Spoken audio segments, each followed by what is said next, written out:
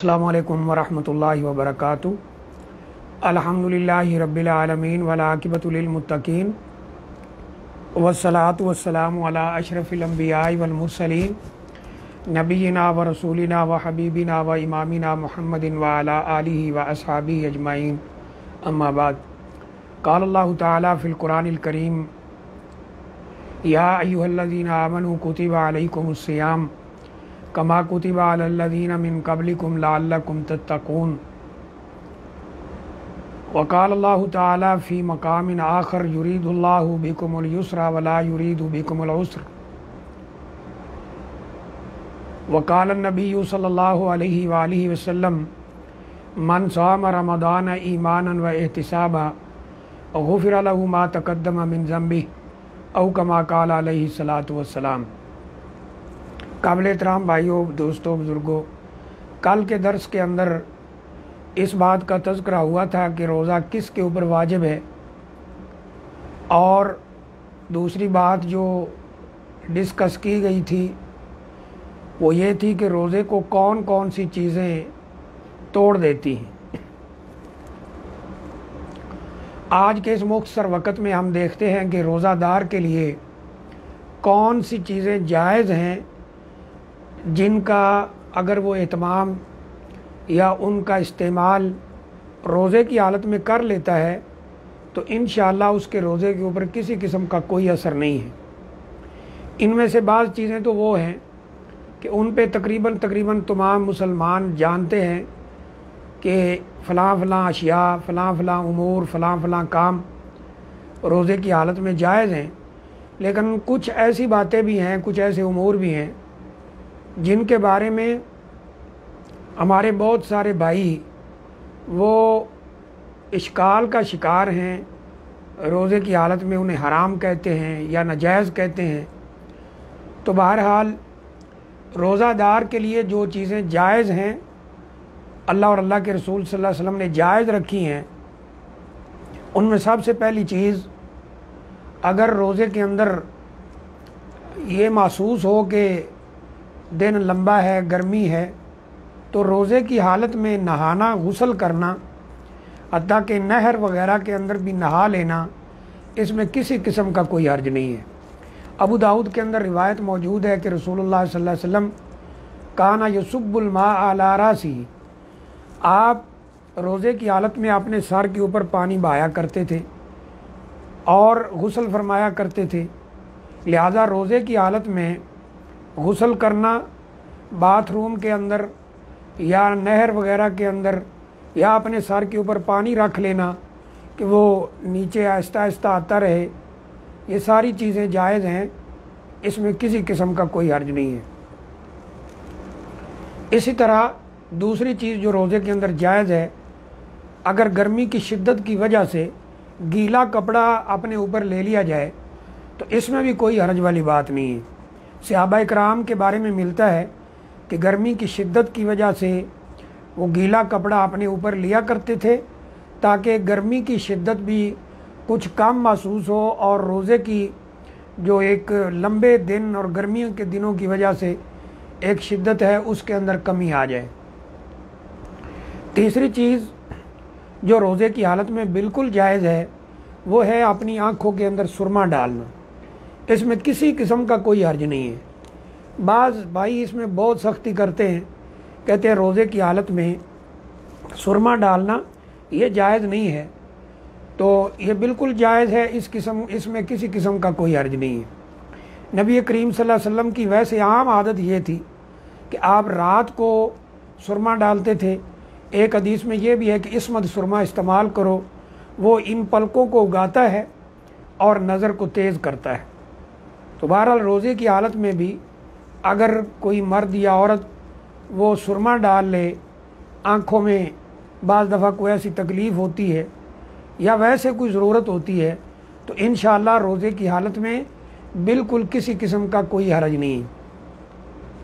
इसी से मिलती जुलती एक बात अक्सर भाई पूछते हैं कि रोज़े की हालत में आँखों के अंदर दवाई डालना या कानों के अंदर दवाई डालना ये कैसा है। देखिए, एक बात ज़हन में रखें, रोज़ा तब टूटता है जब हलक से कोई चीज़ नीचे उतर जाए, यानी ये खाने पीने की चीज़ें या दवाई या जो भी है, ये हलक से नीचे उतर जाए या फिर मैदे में पहुंच जाए, तब जाकर रोज़ा टूटता है। इसके अलावा रोज़ा नहीं टूटता है। तो आँखों के अंदर अगर कतरा इस तरह का है, और अमूमन इस तरह का होता है कि वो आँख के अंदर ही ख़त्म हो जाए, तो इसमें इंशाल्लाह किसी किस्म का कोई हर्ज नहीं है। इस तरह कान के अंदर जो यानी कानों के कतरे हैं दवाई के, वो अगर डाल लिए जाएं तो इंशाल्लाह उसमें भी कोई हर्ज वाली बात नहीं है। हाँ, इसकी मिकदार इतनी ज़्यादा ना हो कि जो बाकायदा गले में उतरे और उसका असर महसूस हो और वो गले से नीचे उतरती हुई दवाई महसूस हो, तो उससे बहरहाल बचना चाहिए। तो ये बिल्कुल जायज़ है, इसमें इंशाल्लाह कोई हर्ज वाली बात नहीं। अगली बात, चौथी चीज़ जो रोज़े में बिल्कुल जायज़ है वो है कुल्ली करना और नाक में पानी डालना, लेकिन उसमें मुबालगा नहीं करना है, यानी बहुत ज़्यादा आगे नहीं ले जाना। जैसा कि रसूलुल्लाह सल्लल्लाहु अलैहि वसल्लम फरमाते हैं, बालिग फिल इस्तिंशाक इल्ला अन तकूना साइमन, कि रोज़े की हालत में तुम अपने नाक में पानी डाल सकते हो, कुल्ली कर सकते हो, लेकिन अगर रोज़ा रखा हुआ है तो फिर इसको आगे तक ना ले जाओ, इसमें मुबालगा ना करो। तो इंशाअल्लाह रोज़े की सूरत में कुल्ली करना, नाक में पानी डालना, यह बिल्कुल जायज़ है, इसमें किसी किस्म का कोई हर्ज नहीं है।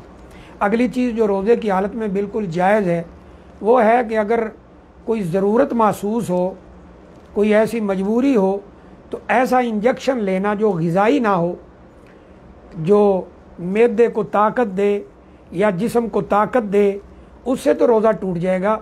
लेकिन अगर इंजेक्शन ग़िज़ाई नहीं है तो इंशाअल्लाह उसके अंदर भी कोई हरज वाली बात नहीं है।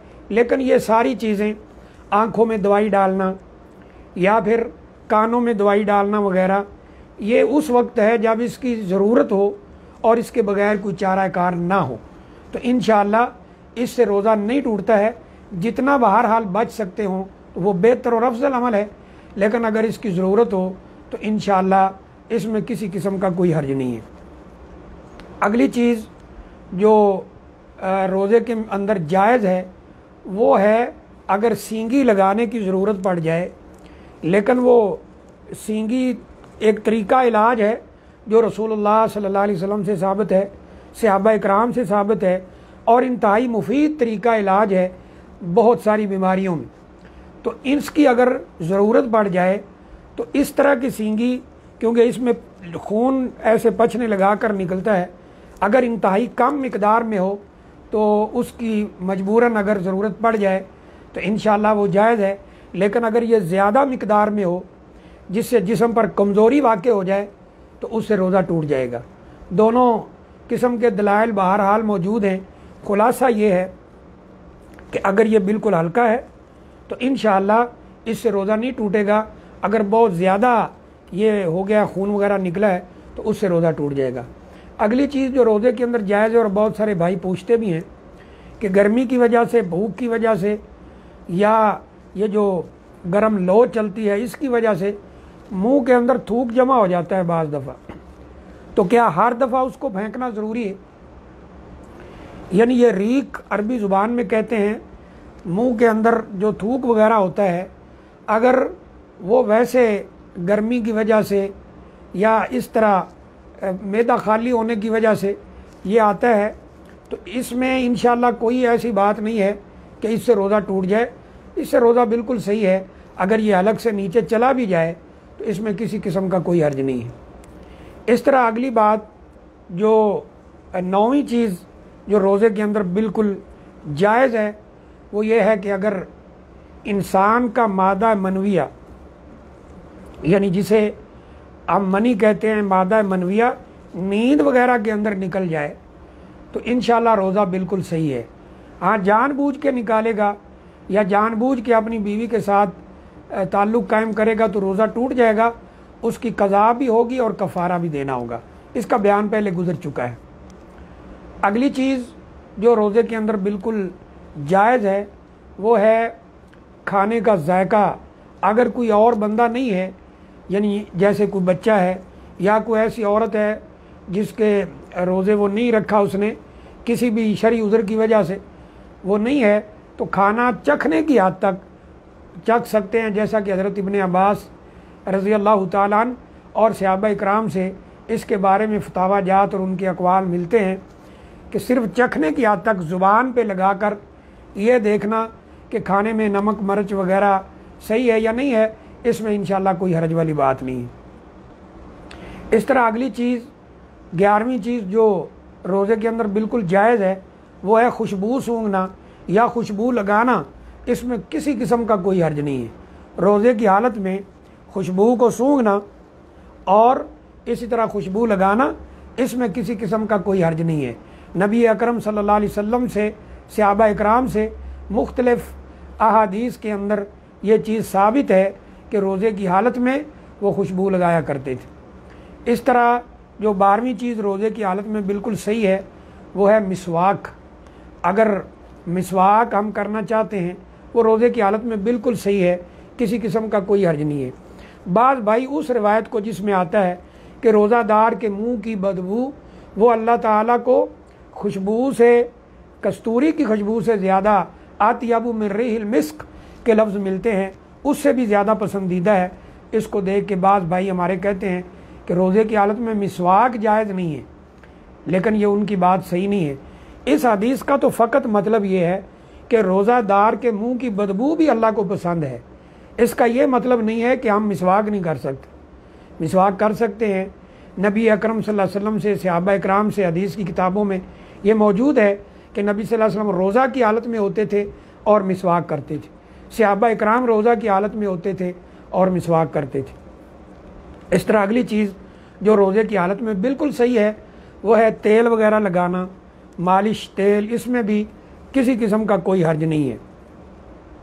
इस तरह अगली चीज़ जो रोज़े में सही है, ये बाज़ भाई पूछते भी हैं कि उसमें रोज़े की हालत में अपनी ज़ौजा का, बीवी का बोसा लेना, बोसो किनार करना, क्या ये सही है? तो इसके लिए नबी सल्लल्लाहु अलैहि वसल्लम की 2 हदीस हमारे पास मौजूद हैं। एक नौजवान रसूलुल्लाह सल्लल्लाहु अलैहि वसल्लम की खिदमत में आता है और इसकी इजाज़त मांगता है कि क्या मैं बीवी का बोसा रोज़े की हालत में ले सकता हूँ? आपने उसको मना कर दिया। फिर एक ऐसा आदमी आया जो उम्र रसीदा था, उसने यही सवाल किया तो आपने उसको इजाज़त दे दी। सहाबा इकराम ने ताज्जुब का इज़हार किया कि एक बंदे ने सवाल जो किया आपने उसको इजाज़त नहीं दी, वही सवाल दूसरे बंदे ने किया, आपने इजाज़त दे दी। तो आपने फरमाया कि पहला शख्स जो मेरे पास आया था वो नौजवान है, अगर वो इस तरह उसको इजाज़त दे दी जाए कि अगर वो इस तरह करता है तो ख़तरा है कि वो अपने रोज़े को ख़राब कर बैठेगा, और जो उम्र रसीदा है उसके लिए जायज़ है। तो इससे पता चलता है कि जो अपने आप को मुकम्मल तौर पे कंट्रोल कर सकता हो तो उसके लिए तो इजाज़त होगी, और जिसको ये ख़तरा हो कि मैं अपने आप को कंट्रोल नहीं कर सकूँगा तो उसके लिए ये जायज़ नहीं है। तो ये बहरहाल ख़ुलासा सा मैंने अर्ज़ कर दिया है कि जो चीज़ें रोज़े की हालत में बिल्कुल जायज़ हैं, इनमें हरज वाली कोई बात नहीं है। बाज़ हमारे भाई ये पूछते हैं कि जी बाज़ लोग कहते हैं कि जैसे हम खुशबू सूंघ सकते हैं तो सिगरेट भी एक धुआं है, इससे भी रोज़ा नहीं टूटता। तो याद रखें, सिगरेट हराम है, इसका पहले भी कई दफ़ा बताया जा चुका है। इसमें फजूल खर्ची है, फजूल खर्ची हराम है। इसमें दूसरों को तकलीफ़ देना है, दूसरों को तकलीफ़ देना हराम है। इसमें अपने आप को तबाह करना है, अपने आप को तबाह करना हराम है, और इसके दलाइल शरीयत के अंदर मौजूद है। मसलन वला तुल्कू बिअयदीकुम इला तहलुका, अपने आप को तबाही बर्बादी में मत डालो। तो इसलिए ये वैसे ही हराम है। तो रोज़े की हालत में किसी हराम चीज़ का इर्तिकाब करना वो बिल्कुल हराम है, वो जायज़ नहीं है। तो ये चंद चीज़ें हैं जो रोज़े की हालत में इंशाअल्लाह वो सही हैं, जायज़ हैं, मुबाहात हैं। इनको अगर रोज़े की हालत में कोई इस्तेमाल करता है या इन कामों का वो रोज़े की हालत में एहतमाम कर लेता है तो इंशाअल्लाह उसका रोज़ा बिल्कुल सही है। अल्लाह ताला से दुआ है अल्लाह ताला अमल की तौफीक अता फरमाए। व आखिरु दावाना अनिल हम्दुलिल्लाहि रब्बिल आलमीन।